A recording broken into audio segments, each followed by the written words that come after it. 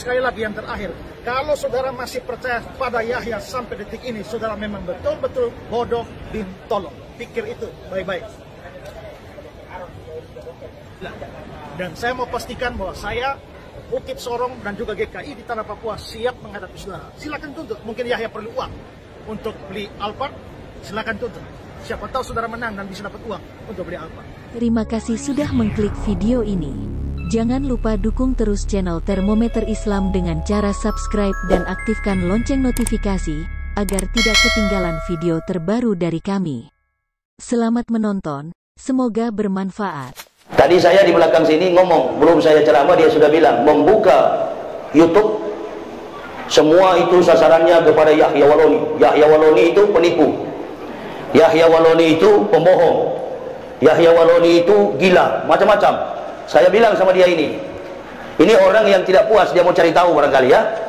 Saya katakan, kalau yang katakan Anda adalah penipu, Anda nggak usah marah, nanti jadi sama-sama penipu.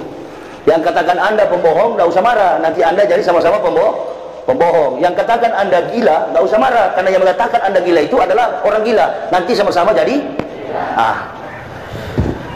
Ini dokumen saya.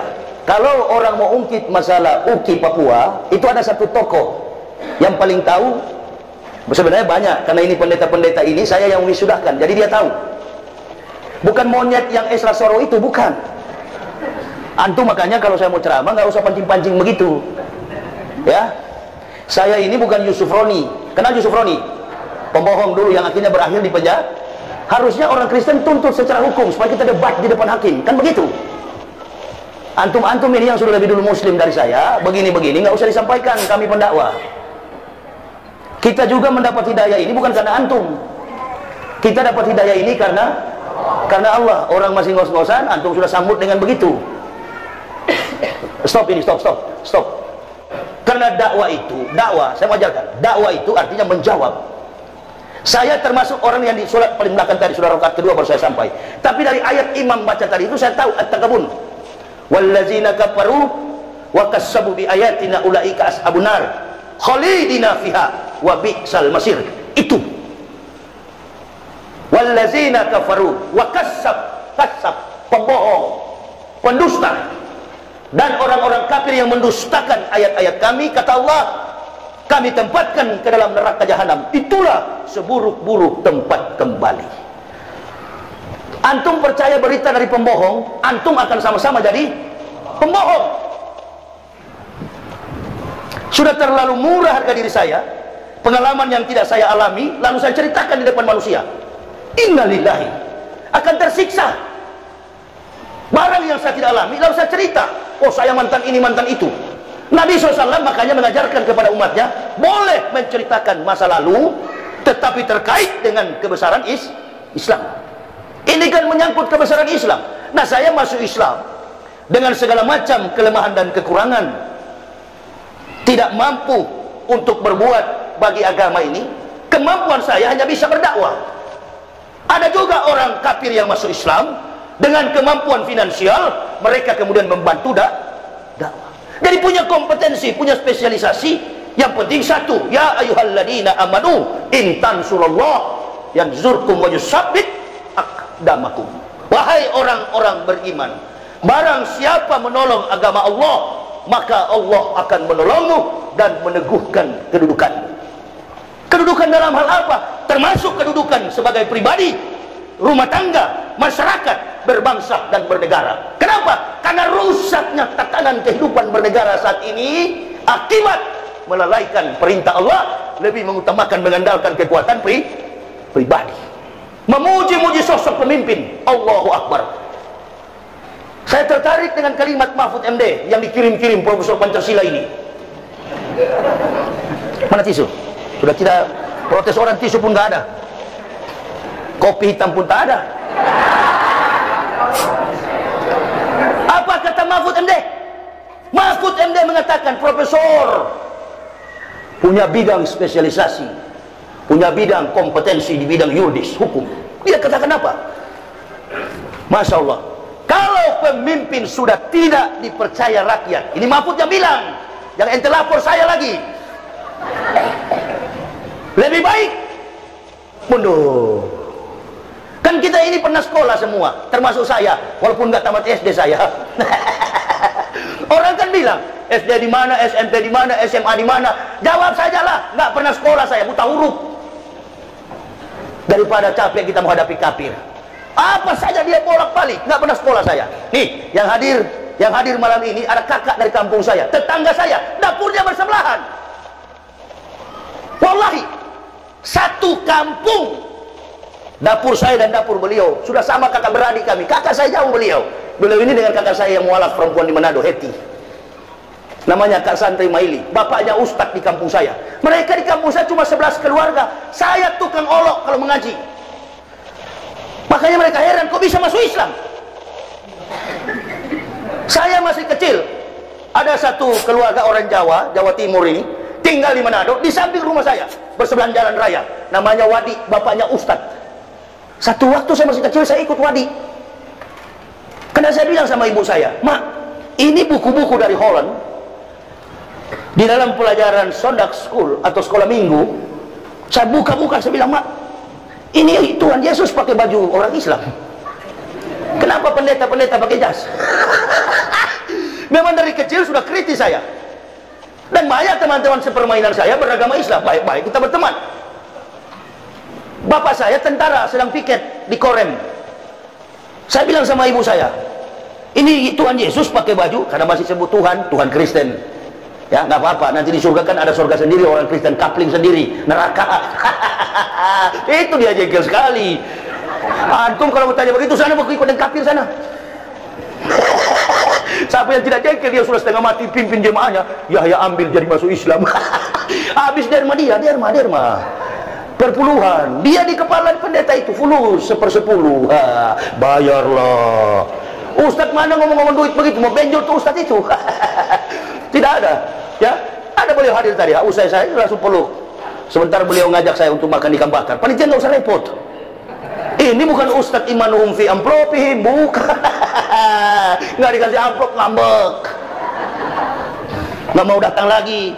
Memang niatnya untuk cari amplop. Malu kami murah tapi tak murahan, amplop tak mampu bayar kami. Ya, dengan logika sederhana, mana ada pendakwa dari Jakarta datang pakai mobil sendiri, sopir sendiri, dan sudah 13 tahun, alhamdulillah, sehat walafiat. Subhanallah, karena doa jemaah. Saya datang karena kecintaan kepada Islam dan jamaah. Itu. Beliau ini orang satu kampung, kakak saya jauh. Bilang sama ibu saya, kok Yesus pakai baju orang Islam, pendeta pakai jas, bahkan sampai mati pakai jas. Kepatu, dasi kupu-kupu, masya Allah, terkapar di peti mayat, berangkat ke neraka. Mau kemana kawan? Oma saya waktu meninggal dunia, ini tuh mereka jengkel sekali. Sudahlah, kita berhenti yang kemarin-kemarin, sudahlah, kampret dengan cebong itu nggak usah lagi. Di masjid ini juga pasti ada cebong, ada juga kampret. Udahlah, stop itu, nggak ada urusan itu. Sekarang kita fokus, karena kafir-kafir mau menyerang Islam, UAS dihadam. Ada urusan apa? Bukan masalah UAS saya bela, yang saya bela adalah masalah Islam. Kau kafir, dikit-dikit ulama Islam, hei, urus aja dombamu di sana, mau masuk neraka dan kau. Baru bilang baru ada. Gelas kecil lagi, innalillahi. Air putih, bukan aku, bukan kopi, air putih. Sudah tertampak ini niat panitia di sini. Jadi kalau mau ukur keikhlasan panitia itu, suruh dia bikin kopi. Nah, itu. Kalau kopinya pahit, Allahu Akbar, amplopnya tipis itu.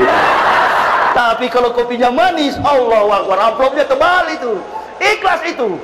Ustadz minum kopi pahit dong. Iya, karena kau pelit. Saya suka manis, 13 tahun Bu. Ibu tanya istri saya, 13 tahun, setiap hari setengah kilo, 20 sampai 30 gelas minum kopi. Lambung aman. Kalah sih siapa tak gendong itu, siapa? Mas Urip kalah sama saya jauh, 10 kali lipat di atas saya kalau minum kopi. Saya sehari sampai 20-30 gelas. Tanya istri saya, setengah kilo itu lewat. Gula, manis terus. Adakah saya penyakit lambung? Adakah saya terkapar di rumah sakit? Alhamdulillah, sampai hari ini nggak pernah mengidap penyakit gula. Yang lain takut-takut, jangan manis ya, cukup sedikit aja gulanya. Kenapa? Jangan Ustaz, gula naik nanti. Sudah hati-hati datang ke masjid, kaki tinggal diseret-seret, tangan begini. Kenapa? Tidak pernah olahraga. Bukan masa olahraga. Saya olahraga juga, olahraga Arab. Nggak usah ragu dengan Islam. Maksud saya apa? Segala sesuatu yang kita pikirkan dalam Islam, itu yang terjadi. Allah hanya mengikuti apa keinginan hambanya. Berpikir baik, the positive thinking, you success. Berpikir ke depan positif, insya Allah baik ke depan. Tapi melihat fenomena kehidupan kita, baik dalam sistem bernegara, sudah menunjukkan, kalau boleh saya pakai saudara saya punya kata, punya kalimat, saya pinjam istilah Rocky Gerung, sudah tidak ada lagi kehangatan bernegara. Ada apa? Karena ada 4 orang yang paling penting dalam kehidupan bernegara ini. Bahkan berislam pun ada 4 peran. Nabi katakan, Nabi sudah mengajarkan 1500 tahun yang lalu, tertibnya dunia, kiwamud dunia, tertibnya dunia bi arba'ati asar, bergantung kepada 4 orang. Masya Allah. Yang pertama, bi ilmi ulama'i, ilmu para ulama. Jadi yang menertibkan dunia ini, memberi keteraturan, ketertiban, ketatanegaraan yang sebaik-baiknya adalah bergantung pada ilmu para ulama. Kenapa ilmu para ulama? Karena Al-Quran itu tidak bicara surga dan neraka saja. Di dalam mengandung fakta sains and teknologi. Perhatikan, saya uraikan secara sistematis, kontekstualis, teologis, dan rasional. Salah satu tokoh berasal dari Perancis, ahli kandungan. Dia menceritakan Islam dari asal-usul penciptaan manusia. Siapa namanya? Profesor Dr. Maurice Buckley, yang terkenal dengan bukunya yang berbahasa Perancis, French, La Coran, La Bible, at La Science Modern. Bible dan Quran memandang ilmu pengetahuan modern. Bukan satu bundel 6.666 ayat, bukan 30 juz, bukan satu kalimat, bukan satu ayat, tapi satu kata dalam kamus perbendaharaan Arabik, dan kemudian dia perhatikan di dalam isi kebenaran ayat suci mampu ditafsir secara saintifik. Ini yang namanya kitab suci. Ditemukan oleh seorang nabi 1500 tahun. Maurice Buckley mendapatkannya sekarang. Apa itu? Dalam Al-Quran, Al-Mu'minun ayat 12-13. Laqad khalaqnal insana min sulalatin min tin, summa ja'alnahu nutfatan fi qararin makin. Ada kata nutfah. Dan memang setiap ayat itu relevan. Di Al-Mu'minun ada, di Al-Insan juga ada. Laqad khalaqnal insana min sulalatin min tin, summa ja'alnahu nutfatan fi qararin makin. Di Al-Insan juga ada. Inna khalaqnal insana. Ada. Jadi relevan. Sesungguhnya Allah menciptakan manusia dari setetes mani yang bercampur. Nutfah itu setetes air mengandung berjuta-juta sel telur, lahirlah saya dan ibu bapak. Nah, kata nutfah, hanya satu kata mampu meletakkan sebuah pemahaman yang kuat terhadap hadirnya makhluk yang namanya manusia. Kalau jadi debat nanti, saya tidak mau debat di Surabaya, skopnya kecil. Dan saya tidak akan menantang kalau cuma Soro itu jauh. Waktu saya dulu di pendeta itu bukan kelas saya, itu kelas layang, the weatherweight. Saya sudah kelas berat, weatherweight itu kelas, bukan lawan debat saya. Ini susahnya kan, goblok disuruh maju, yang pintar tiarap. Nah, ini susahnya. Muncullah yang profesor-profesor supaya imbang, kan begitu.